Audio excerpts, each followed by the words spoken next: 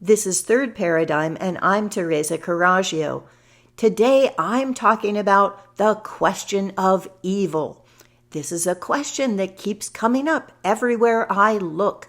And so I'm going to take a systematic approach and start with the theology of evil, then go to the politics, something that has been called political ponerology, if I'm pronouncing that right. And then I'm going to look at ethics and how that figures in, and then look at human rights. And I'll end by looking at life choices, and this will bring in some of the other substacks that I've been reading that I think are particularly interesting. Let's do this. I always like to start with definitions. To do good is to alleviate pain. To do better is to enable people to alleviate their own pain. To do harm is to cause pain, and to do evil is to cause others to cause pain. These are the qualities of actions, but they're not the qualities of people. People, I believe, cannot be good or evil, but actions can be determined to be good or evil, depending on that power over others. If the definition of evil is to cause others to then inflict pain, you need to start out by having power over others. And that power over others can be political or it can be economic. I distinguish between money and wealth as money giving power over others and wealth giving power over yourself. If I look at the attribute of doing better, and that is enabling people to alleviate their own suffering, that's giving people power over themselves. But causing others to inflict suffering, that then is using your own power over others. Let's go back to theology. There are only three possibilities for ultimate reality. 1, God is evil. 2, evil is God. And 3, evil does not exist, and therefore not the world of pain and suffering that is what we see.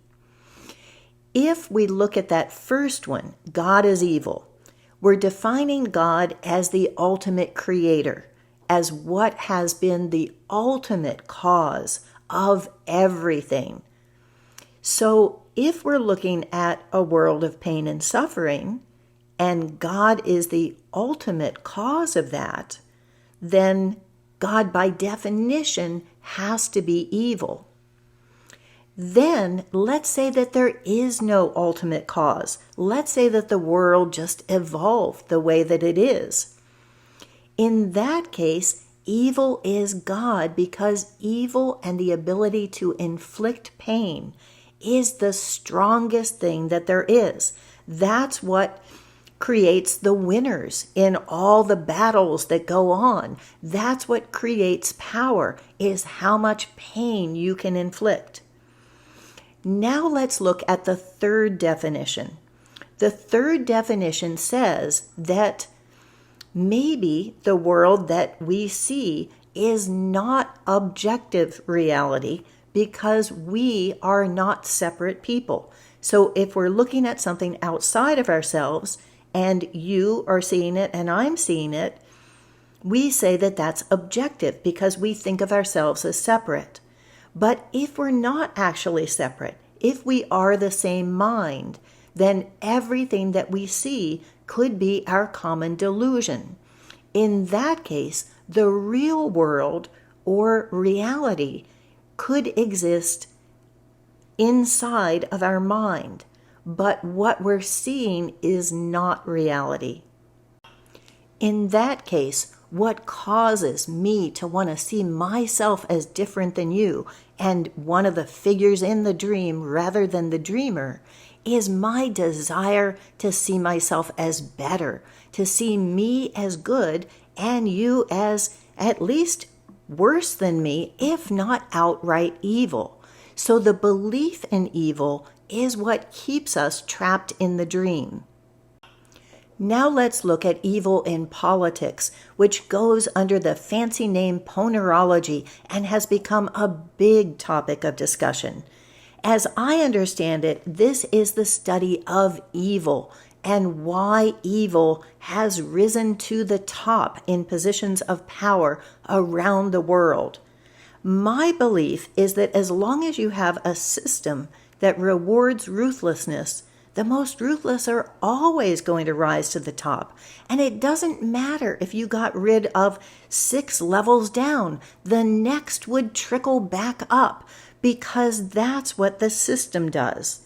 In my book, How to Dismantle an Empire, I look at our money system being 3,500 years of something that was designed to give power over others and most importantly, to cause others to inflict pain for the benefit of the person who was creating the money.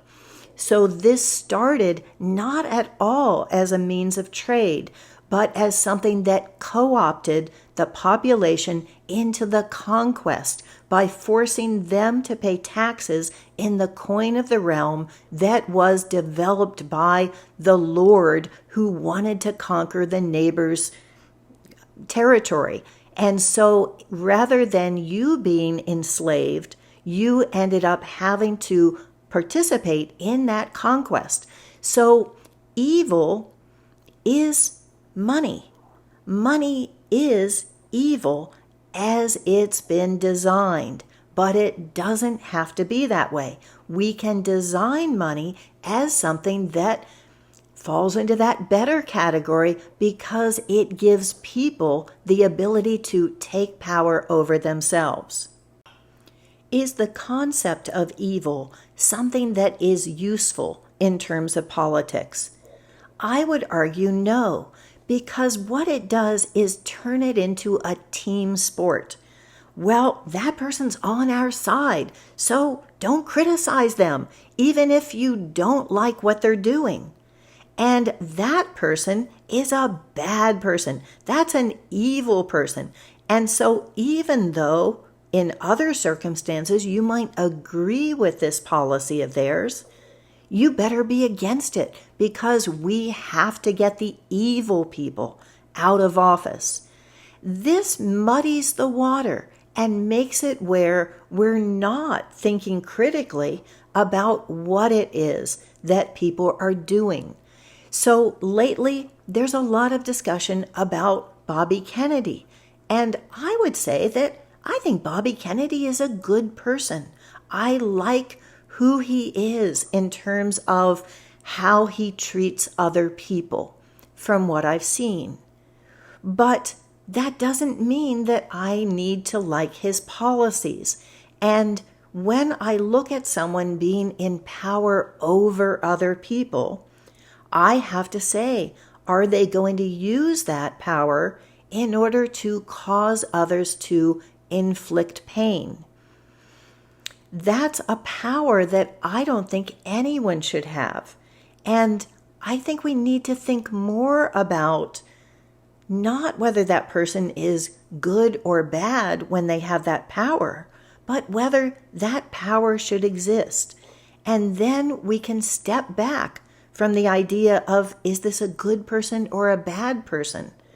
And just say, is this someone who is going to use the power that they have in order to enable people to alleviate their own suffering? The difference between an ethical position and a position on issues are proper nouns. So whether one candidate is for sending money to Israel, like Bobby, or another candidate is for sending arms to Ukraine, like Biden, those are positions on issues. But the ethical position underlying that is that someone should be able to co-opt me, to force me in order to not lose my assets and become a slave to my stomach.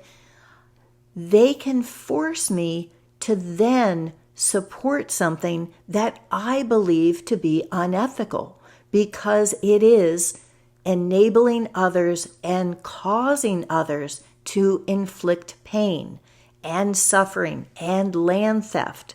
So those are the underlying things that would make it where the position of being president is evil in its nature. Of course it is, because it gives power over. It takes away our conscience and our ability to decide what is it that we're willing to do. We don't even need to think through these issues because we don't have a choice anyway. And that, to me, is evil. It doesn't matter who's in that position. If evil isn't a quality of people, but is an attribute of actions that are only possible through having power over others, how do we deal with situations in which power over others is inherent, like, for instance, parenting or governance, which I think have a lot in common? In both of those, I think we all would agree that intentionally inflicting pain is bad. But is it the job of the parent or the government in order to alleviate all suffering?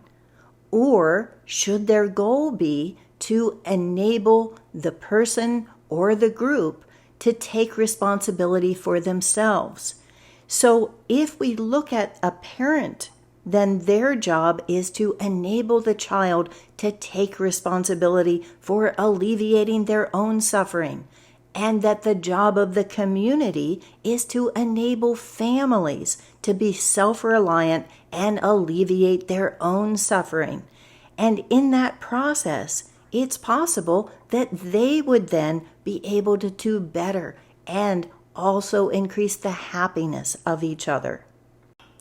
To close, I'd like to mention a couple of Substacks that I've been reading that are apropos, I believe, and I'll have these linked in my own Substack on this episode. One is Kathleen Devaney's one called The Zigzag and the Compromise of Compromise. She looks at the process of waking up as a dance step that she would call the zigzag, that you go this way and then you go back. And that this is a process where you start realizing certain truths, but then you have certain sacred cows. And those sacred cows say, well, okay, this and this, I can see that, but oh no, not that thing. She asked whether, in terms of politics, are we looking for a new captain like Bobby to steer a sinking ship? Or do we just want to say, the ship is sinking, let's figure out what we're going to do rather than worry about who's steering it? She looks at every candidate as not only needing to compromise, but also being compromised. That, as Whitney Webb shows in One Nation Under Blackmail, in order to get to that place, you already have to be compromised. So I think that you should read that in its full glory, and I will link it. And I'll end with Brad, who does Euphoric Recall. He's posed 32 ideas in honor of turning what he terms a very old 32. And these are really interesting, and I will link them. They start with the friendship recession and give details on how that's changed over the last few decades. And number 23 is noble cause corruption, a form of corruption that comes in the guise of virtue. When people are convinced of the nobility of their goals, they may think the ends justify the means. This makes it particularly sinister. It's easier to justify and legitimize immoral actions if they come from a good place in our hearts. So I think this is something to keep in mind as to whether the division, the judgment into good and evil people is something that is enabling evil actions. To follow up, here's What's the Best That Can Happen? And this is the playlist on What is Reality that goes deeper into the theology of this. Thank you for watching.